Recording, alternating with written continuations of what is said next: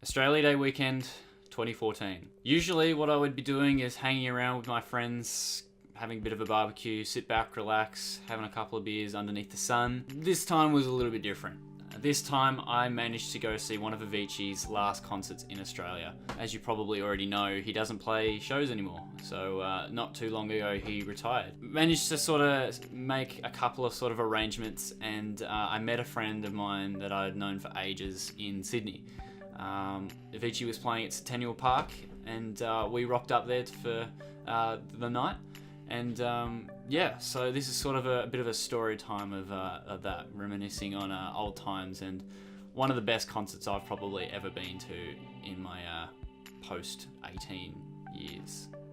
It's probably forever. We rock up into Sydney, and I meet my friend at the train station. We make our way to where our accommodation is, where we're staying.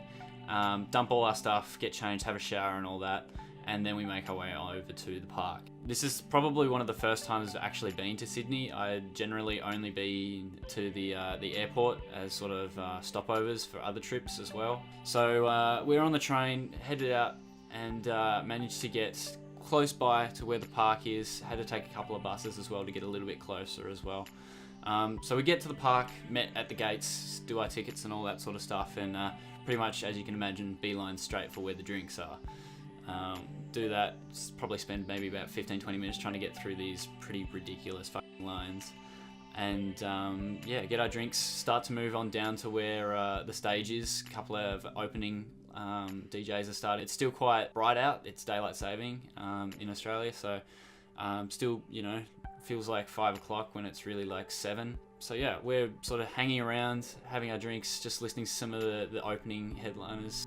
Didn't really take too long before we ended up sort of being interrupted, and everyone sort of started to look around behind us, and we just thought that there'd been, you know, some sort of police bust or something like that. We started to turn around at this point, and what we saw was something pretty drastic. To be honest, I've never seen anything like it in my life before.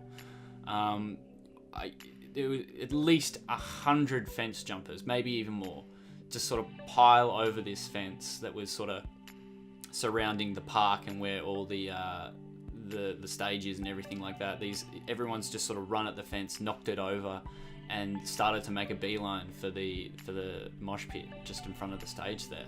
You could see these sea of people just sort of running towards the stage and not really giving a shit about anyone else or any sort of thing going on around them as well. So there's people running towards us. We're not sure who has just sort of fence jumped or who's been here already or anything like that.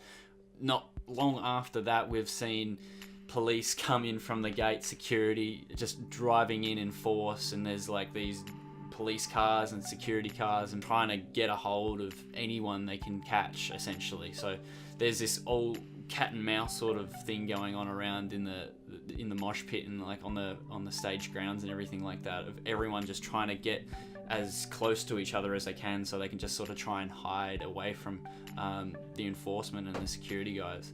Phenomenal, and also quite scary at the same time, the amount of people that came through that fence. Sort of getting through that, everything sort of calmed down a little bit. A few stragglers ended up getting caught and taken it off and, you know, arrested or whatever, taken off the premises. Not long after that, Avicii started, and it was everything I'd ever dreamed of and hoped for as well, because he was just such an awesome set. It was actually one of the best things I'll ever see, I think, ever going to a concert or anything like that. It was awesome. Not really the best footage I captured, to be honest. I got some. Probably, as you can imagine, it's pretty shit from a phone and all that. So yeah, it's pretty bad. We were there. I think his set went for about an hour and a half or something like that.